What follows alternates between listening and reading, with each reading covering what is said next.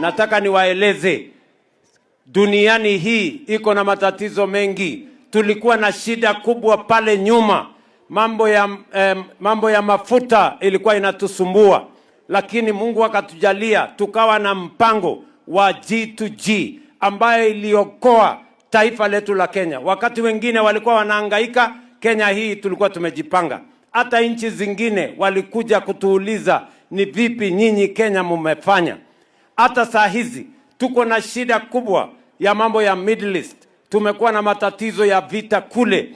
Mambo ya mafuta imepanda kila sehemu, lakini hapa Kenya tumepanga vizuri tuhakikishe ya kwamba ile bei ambayo ingeruka juu sana tuhakikishe ya kwamba tunaifanyia moderation.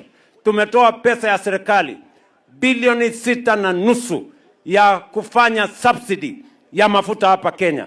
Tumerudisha chini ile mambo ya VAT kuhakikisha kwamba tuna moderate mambo ya mafuta hapa Kenya. Na mimi nataka niwahakikishie ya kwamba serikali ya Kenya tutafanya juu na chini. Nchi zingine nikiongea na nyinyi hawana mafuta hata katika pumps zao. Hapa Kenya tuko na mafuta ya kutosha, ya kwanza. Ya pili, tumehakikisha ya kwamba tumefanya subsidy, ndio hiyo gharama ya juu zaidi isifikie kwa wananchi wa taifa letu la Kenya. And we are going as a nation to make sure that we cushion the people of Kenya from high prices of fuel. The G2G arrangement has made Kenya a very competitive fuel destination. You cannot compare our fuel with our region or other countries. There are countries who do not have fuel in their countries. In Kenya, we have enough fuel.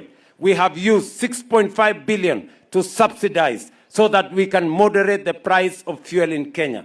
We have also reduced VAT so that we make sure that Kenyans do not bear the brunt of excessive fuel prices. And we are going to monitor the situation to make sure that we cushion ourselves as our country, cushion our economy, cushion our transport sector, so that Kenya can continue to be a competitive country as we drive towards the transformation of our country.